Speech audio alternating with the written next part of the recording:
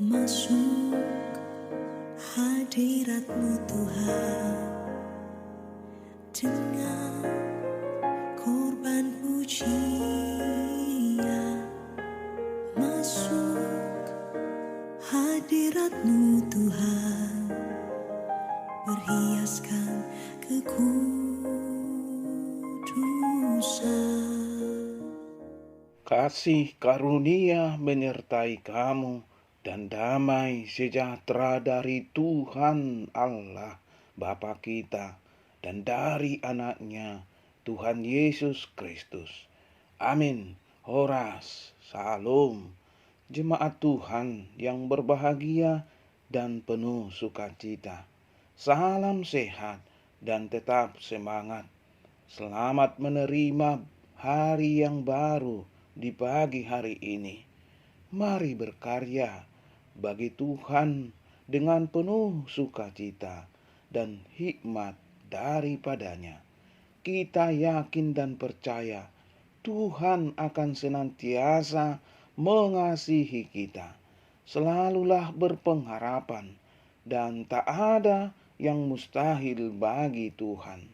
Sahabat yang baik hati, yang dikasihi oleh Tuhan Yesus Kristus, marilah kita menggunakan waktu sejenak untuk berdoa, membaca, dan merenungkan firman Tuhan yang kita dengarkan pada pagi hari ini, Jumat tanggal 11 November 2022, yang tertulis di dalam 1 Petrus 1 ayat 25.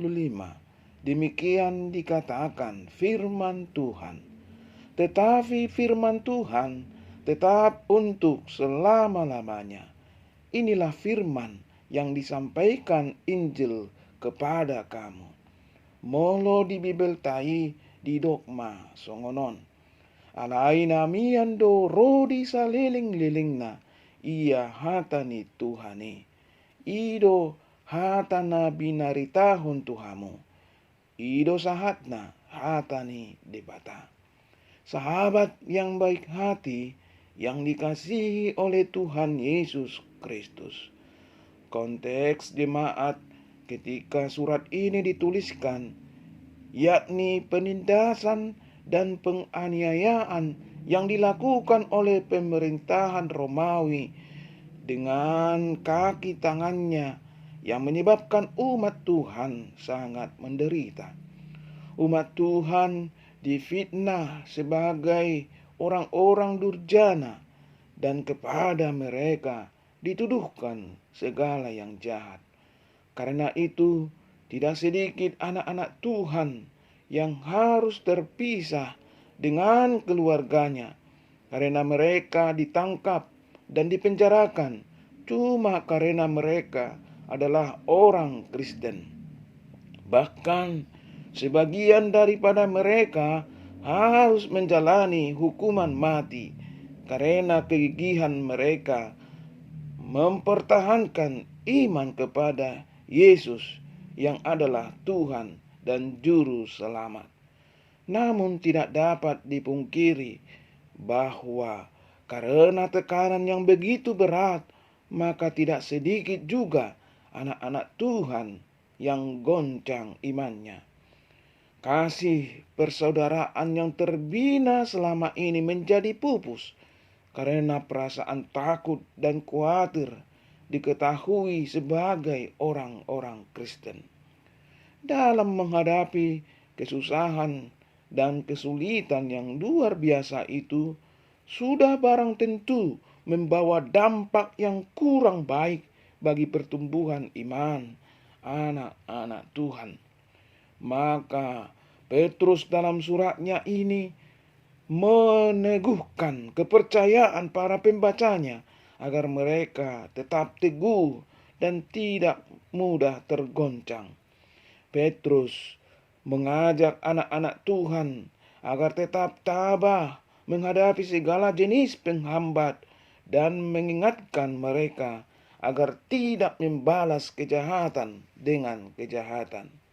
Justru dalam situasi seperti itu, anak-anak Tuhan mendapat kesempatan untuk semakin tekun melakukan berbagai kebajikan.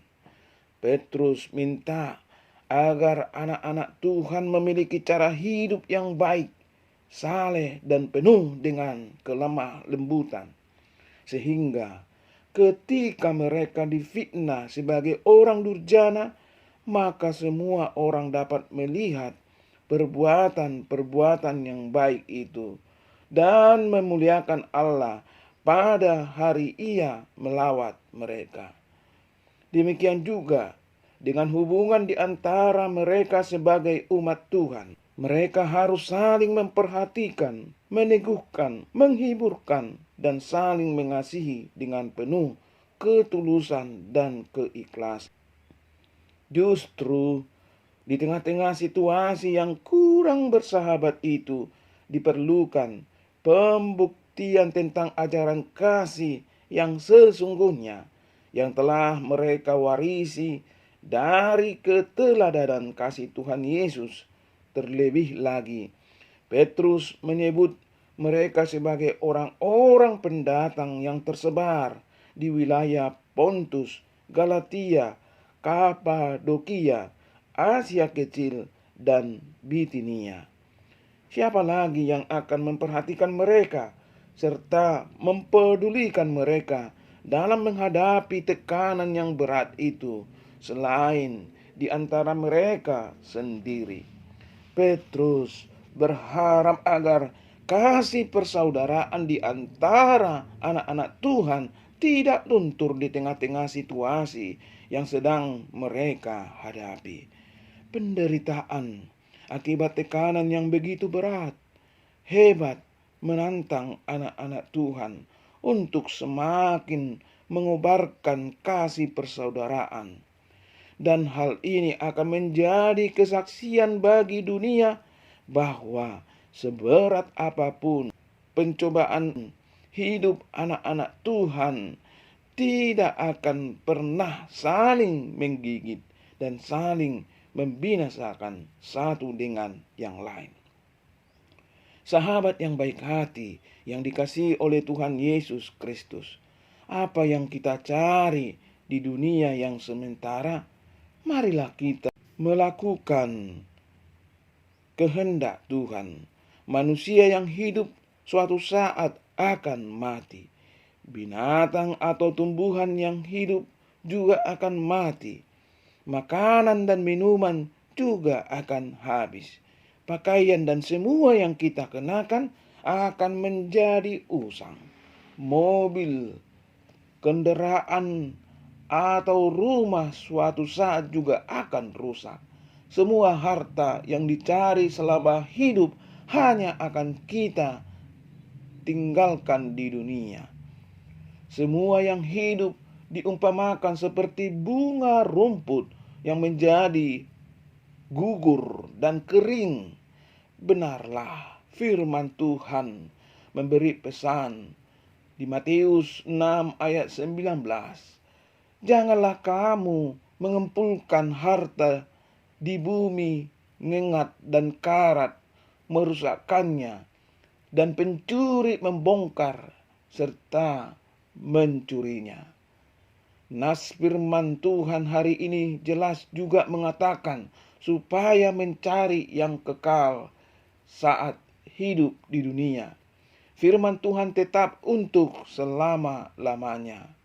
Jika Anda mau mengumpulkan harta yang kekal, isilah hidup Anda dengan firman Tuhan. Membaca, merenungkan, serta melakukan firman Tuhan sama artinya dengan mengisi hidup Anda dengan harta yang kekal. Kita tidak akan pernah rugi sebab firman Tuhan akan kita bawa sesudah kematian. Matius 6 ayat 20. Tetapi kumpulkanlah bagimu harta di sorga. Di sorga ngengat dan karat tidak merusakkannya, dan pencuri tidak membongkar serta mencurinya.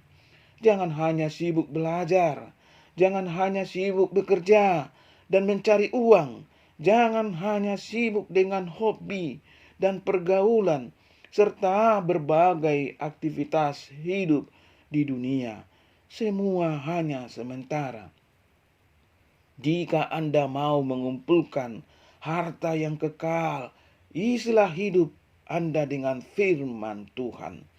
Membaca, merenungkan, dan melakukan firman Tuhan adalah disiplin yang harus kita bangun untuk hidup yang kekal. Hidup di atas dasar firman Allah. Karena kamu telah dilahirkan kembali bukan dari benih yang fana, tetapi dari benih yang tidak fana, yakni oleh firman Allah yang hidup dan yang kekal. Firman Allah yang seperti apa yang mendasari kita hidup di dunia yang penuh tantangan ini. Bahwa firman Allah itu firman Allah yang bersifat kekal dan dari benih yang tidak fana, yang tidak bisa rusak, busuk, mati. Firman Allah dari benih ilahi, yaitu firman dari Allah yang hidup itu sendiri. Kita adalah anak-anak Allah yang telah dilahirbarukan oleh kebenaran firman Allah yang hidup itu. Maka dari itu sudah menjadi hal yang mutlak jika kita hidup hari ini dengan segala keberadaan kita, dengan pergumulan kita, harus mendasarkannya hidup kita pada firman Allah yang hidup itu. Karena firman Allah yang hidup itu bukan hanya sekedar memberikan sebuah solusi kehidupan kita di dunia ini yang sementara, tetapi firman Allah itu memberikan sebuah jaminan dan pengharapan terhadap kehidupan kekal kita kelak. Selama kita mau mendasarkan hidup kita pada firman Allah yang hidup itu, maka saya yakin dan percaya bahwa kehidupan kita tidak akan mampu digoyahkan dengan keadaan apapun. Firman Allah itu telah benar-benar menjadi pribadi yang hidup, yang turun ke dalam dunia, dan bahkan mati di kayu salib untuk menjamin kehidupan orang-orang percaya kepada kehidupan yang kekal, kehidupan yang tidak binasa, melahirbarukan kita orang percaya. Maka sebagai orang-orang percaya seharusnya tidak ada alasan untuk tidak merealisasikan kehidupan kepada sang firman Allah yang hidup itu, yang menjadi sumber kehidupan kita dalam kekekalan. Ketika kita diberikan kesempatan untuk hidup di dunia yang penuh tantangan ini, janganlah kita salah mendasarkan kehidupan kita. Janganlah kita mendasarkan nilai kehidupan kita terhadap kekayaan dunia atau terhadap kekuatan kita. Janganlah kita mendasarkan nilai kehidupan kita terhadap segala sesuatu yang berasal dari dunia materi ini, memiliki sifat yang rapuh dan fana. Sebagai orang percaya, dasarilah kehidupan kita kepada firman Tuhan. Karena firman Tuhan bersifat kekal dan mampu menjamin kehidupan kita. Itulah nasihat Petrus kepada kita sekalian. Bagaimana kita seharusnya menjalani kehidupan kita di dunia ini yang penuh dengan tantangan, penuh pergumulan, penuh dengan tekanan, dan bahkan penuh penderitaan. Petrus mengajarkan bagaimana kita perlu mengamalkan kasih persaudaraan sebagai anak-anak Tuhan. Dan yang kedua, Petrus mengajarkan kepada kita untuk mendasarkan kehidupan kita kepada firman Allah yang hidup. Dan inilah dasar kekuatan kita sebagai anak-anak Allah. Kiranya Tuhan menguatkan kita sekalian. Amin. Marilah kita berdoa. Puji dan syukur kami panjatkan Tuhan kehadirat-Mu. Berkat Tuhan, kasih Tuhan, sungguh kami rasakan di dalam hidup kami ini. Ajari kami Tuhan untuk selalu hidup dalam firman-Mu, karena itulah yang mendasari kehidupan kami ini, yang menuju hidup kami kepada hidup yang kekal. Karena dunia ini adalah sementara. Kami percaya Tuhanlah jaminan kehidupan kekal untuk selama-lamanya. Terima kasih Tuhan. Di dalam nama Tuhan Yesus Kristus kami berdoa. Amin. Salam Horas.